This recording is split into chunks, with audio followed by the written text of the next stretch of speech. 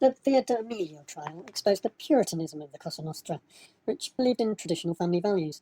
The only woman really important for the mafioso is and must be the mother of his sons. The others are all whores, observed Giovanni Falcone. If a man of honour appears to make the wrong marriage, too bad, because marriage isn't an essential thing in his life. If he married the wrong one, he can keep her, just make sure he conforms to the key family values and sees that mother and children are respected and properly looked after. Otherwise, he can do what he likes, discreetly. The husband went out and refined heroin or collected money or confected bombs or carried messages, and the wife stayed home and did the housework and brought up the children and had a hot meal waiting when father came home after a hard day's work killing people. She went to mass. Above all, she kept her eyes and ears and mouth shut. In return, the husband did not conspicuously fuck around. At the upper levels, marriage bonds had likely been joined for dynastic reasons, but in any case, Cosa Nostra did not believe in divorce for unhappy couples. Only death did they part, though it did often come to that. Tommaso Bocchetta's problem had been his intense and irregular sex life. However, much Cosa Nostra had needed him in times of the gravest crisis. Boccetta was still, from the organisation's point of view, too passionate and low. He lacked discipline and control, they felt in the cupola. The interesting thing about that judgment was that the events fully vindicated it. It was a deeply emotional sense that the Corleone had betrayed a mafia ethic he passionately believed that made Boccetta tell everything he knew to Giovanni Falcone, as well, of course, as the fact that Rini had a dozen of Bocchetta's near relatives killed in rapid succession because they were Bocchetta's near relatives. Boccetta was never a pentito, but he saw it. The spokesman for the mafia culture that had been annihilated by the barbarism of Corleonessi. The difficulty of being a mafia wife was summed up at the sad fate of Vincenzia Bagarella and the intertwined story of her brother, Pino Marchesi. She was the wife of Leonluca Bagarella, who was Rini's brother-in-law, and for the 2 years between Rina's arrest in 1993 and his own, the effective head was Cosa Nostra.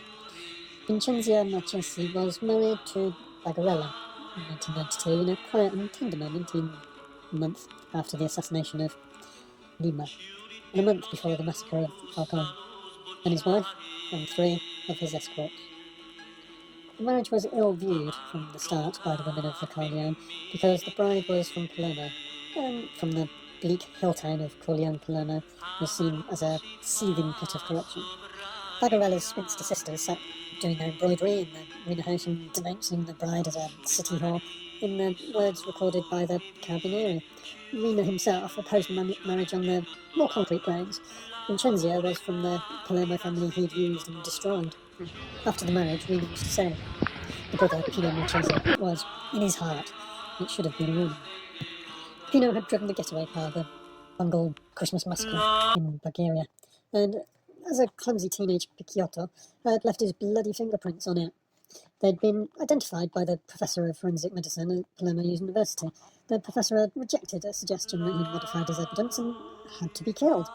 For Rina, Pino had in 1989 smashed in the skull of his own sleeping boss in the Chiedone with a cast iron frying pan. When Rina then let him rot in jail, Pino became a pentito. He told the magistrates why Salvo Lima had been killed. Lima had been given more very strict orders to fix the Maxit trial. They'd told him, stick to your promise or we'll kill you and your family. Even Pino's love life had been destroyed by Cosa Nostra, which brought the family values to bear on a matter that didn't even involve him directly. The father of the girl Pino wanted to marry had divorced his wife to live with another, and this would have made Pino's marriage dishonourable. The stain could be removed if Pino killed her father before he married the girl. The brother-in-law Bagarella and his own brother said, adding that they'd do it themselves if he didn't. For Pino, the only way was to break off the engagement with the girl I loved, pretending I am no longer cared for her. This decision, naturally, was very painful, and my relationship with my brother and with Bagarella were no longer the same. Viewed from the start with suspicion and hostility by her husband's family, Vincenzo must have been in an unbearable position when her brother returned less than 6 months into her marriage. Hidden from the world, wedding inside an elegant city flat, silent, invisible, alone, hated as a traitor's sister, Vincenzo must have felt crushed. Rena's arrest and her husband's growing power would have intensified their pressures, and when Bulgaria himself was seized in 1995, the police who burst into the apartment found a saucepan of tripe simmering on the stove, 50 designer shirts, Bagarella's wardrobe, Vincenzina's clothes, and a bunch of fresh flowers in front of the photo of Vincenzina. But no Vincenzina.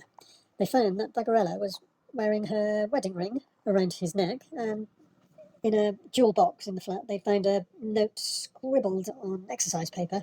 All forgiven, my dears. My husband deserves a statue of gold. Hugs and kisses for everyone. Luca, the fault's all mine. Forgive me. I didn't want kisses. Vincenzo was dead, and this was her suicide note. She'd hanged herself in the flat. Pentiti said later. They'd dressed and combed her body and walked it out of the apartment block into central Palermo, where it disappeared. The magistrates thought for a long time that Bagarella had killed her. Vincenzina had no choice. Such was family life in Cosa Nostra. From the look of a wedding day photo, there was pale, unhappy, puffy-eyed. She knew what she was getting into when she married the ambitious killer, always at Nina's shoulders, eager to take his place. Giovanni Falcone and Paolo Borsellino felt for the troubles of the pentiti they dealt with, respected mafia values, and understood that turning against Cosa Nostra was not mere expediency. Men of honour had begun to turn in the 80s because of the primitive and ferocious mafia ethic was breaking down.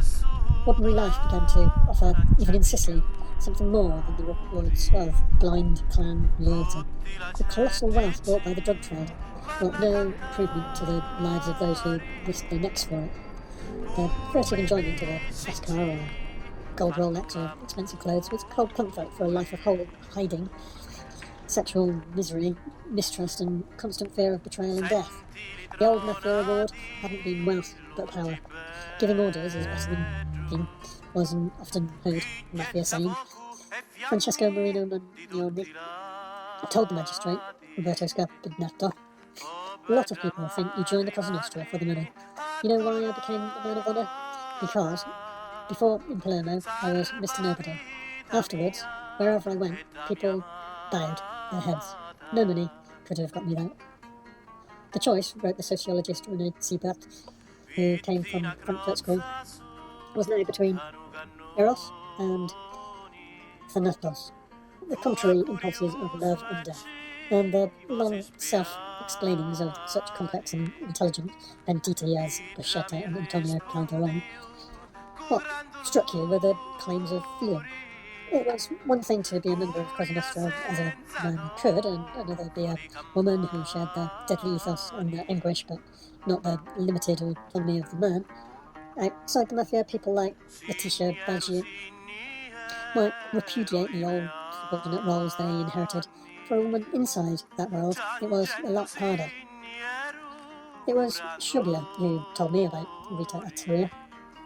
The morning I met Shobia, she was sitting in the sun in the village of Scopello, and the sun flashed off her dense, long, golden hair, as it did off the sea and bay of Castellino below us.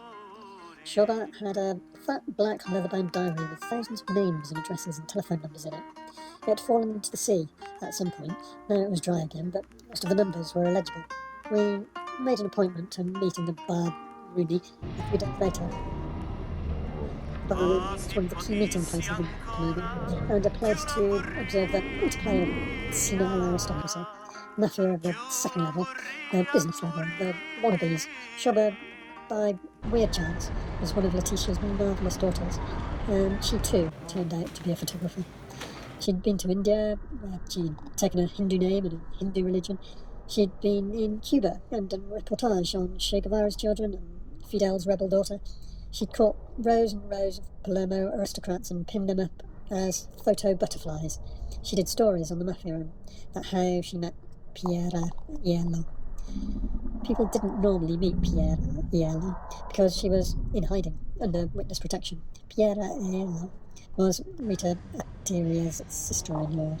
The Attias were a mafia family from Padana, where war was going on between two clans. The father, Vito, had been killed in 1984. His son, Nicola, grew up and dealt in drugs and said he'd avenge his father's death.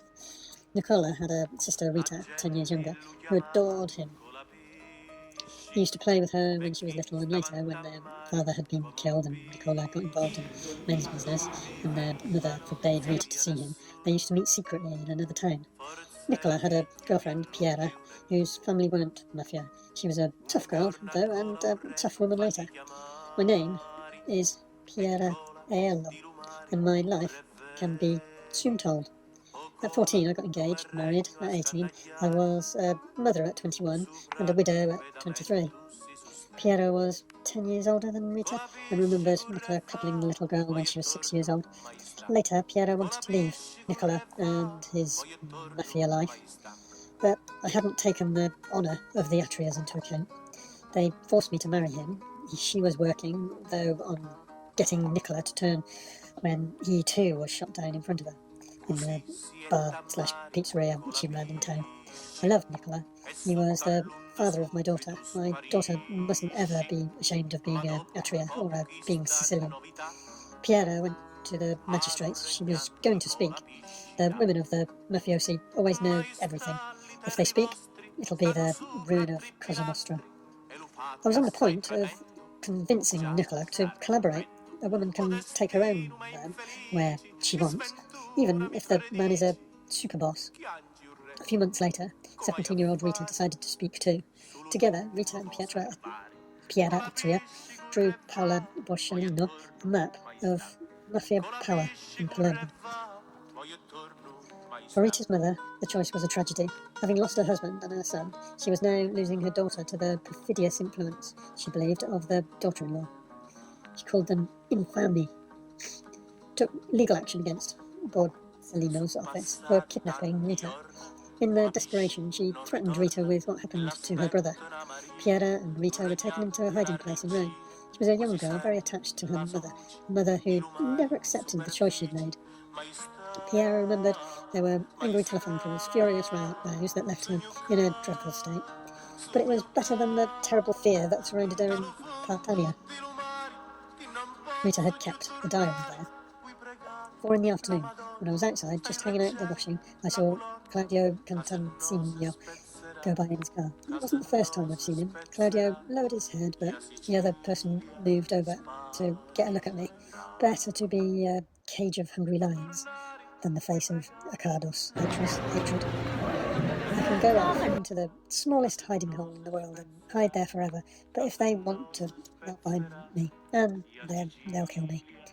1 in the morning and I can sleep. I'm terribly afraid. This evening, it was 11:35. I heard someone knock at the door, and they went on knocking insistently. It was Andrea Downer. I know he always carries a gun. This evening he wasn't drunk. He was able to do what they'd ordered him to do, kill me and my mother. I told my mother everything was okay.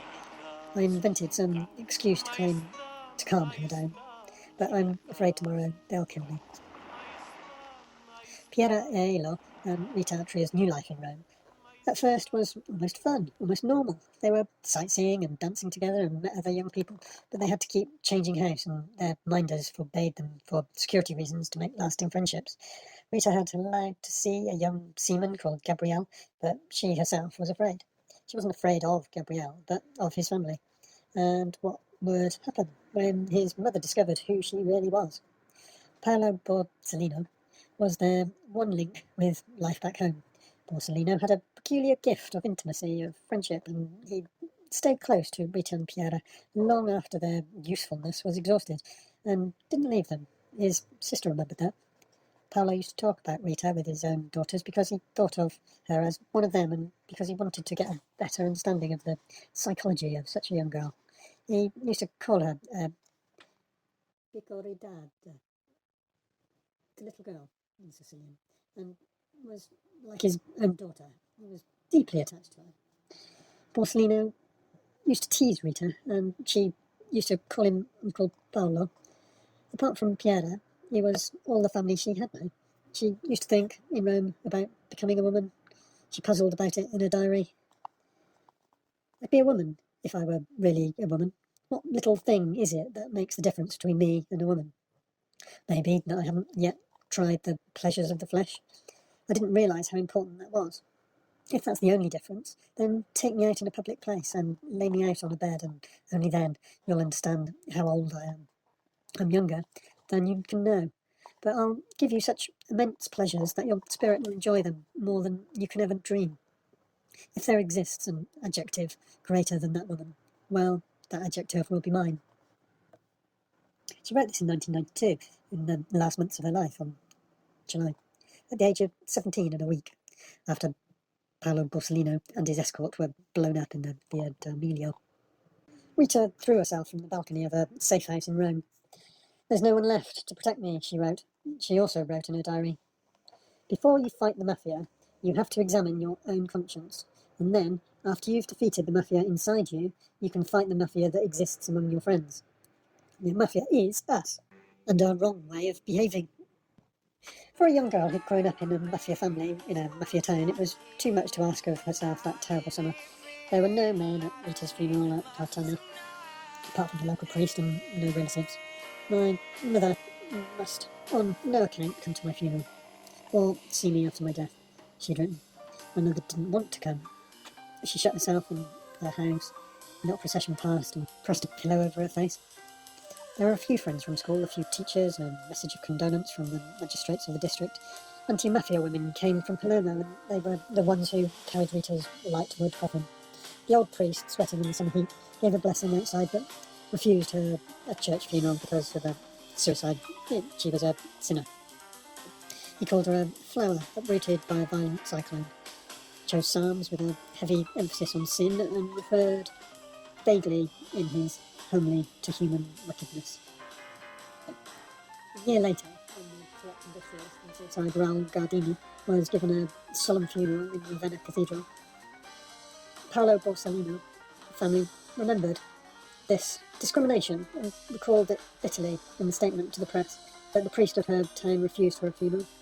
A grateful thought goes to Rita after dead, like Paolo Borsellino, for love of truth and justice. Rita was buried as she'd wished, away from her father and next to her brother. The photo was fixed to the stone, and "Truth lives," words chosen by Piera, engraved on it. On the Day of the Dead, 3 months later, Rita's mother came and smashed the headstone with a hammer and obliterated the photo and the words. Nobody had the right to put that picture there. Rita should be somewhere else. For months after Rita's death, her mother had been catatonic, spoon-fed by nuns. She managed at the end, by legal action, to get Rita's body moved to the family tomb. Piera Aiello never lost her nerve. Now and then, I go back to Patana. Sure I do. I go to visit the cemetery and pray on Rita's tomb. I go with bodyguards, so people can see me. Everyone sees me, but no one can come near. They can only look, and I walk with my head high, like a lady. This was how Piera looked on one of the women of Patana when she came back, and how she was remembered. In one of the cars, Piera Aiello was sitting in the back seat alone, even though she was protected by a lot of bodyguards. She was subdued but smiling shyly, sad at times, not at all overcome, hidden behind her mirror shades. I saw an infinite loneliness in her, a lot more tragic than I ever imagined all those years ago, when we used to go and have a cold beer in the hot summer evenings at her bar in Montevago. The only one that stayed open late, she used to stand behind the bar, silent but uneasy, gentle but suspicious, overwhelmed by her husband's boisterousness. The woman had a message for Piera. Remember, you're not alone. One woman, who'd been particularly angry about Rita's sinner's burial, was Rosaria Schiaffani, and she said the same. Rita, a sinner? What sin? The sin of speaking out? We'll never leave a woman alone again. Rosaria Schiaffani knew something about speaking out and being left alone. She was 20 years old, and 2 months earlier her husband Vito had been murdered with Falcon and Morvillo, and 2 colleagues in the massacre on the airport freeway of Capaci. There was a fine photo of her by Letitia, fragile and resolute, wide-mouthed, heavy-lidded eye, high cheekbone, half her face hidden in shadow. The photo reminded me of Antonello di Messina's great portrait of the Annunziata in the gallery at Palazzo Abbiatellis. Both high-cheeked faces, half in shadow, both staring directly at the viewer, the fingers of the Annunziata's right hand extended, softly commanding attention, but the gaze of both was at the same time somehow inward and unreachable. The funeral for Falcon and his wife, Francesca Morvino, and the 3 of his escort, was held on a rainy day, 1992, May, in the church of San Domenico. The horror of those deaths and the sense of a terrible loss, betrayal by the state, charged the funeral with a peculiar intensity, which was screwed into its highest when Schiaffano stood and spoke to the authorities of Italy, who rushed south to render homage. People have never forgotten the moment the young widow of a Sicilian policeman, a delicate and implacable woman in black, ordered the country's leaders to their knees. She spoke about her dead husband more to herself than the mourners cried in the church. He was so beautiful, she said. He had such beautiful legs. She spoke some further words she prepared with a priest's help. In the emotion of the moment, they came out loud and clear, but in fragments. My Victor Schiaffani, the state, why? Our mafiosi still inside the state. I pardon you, but get down on your knees. That they don't want to change. They don't change.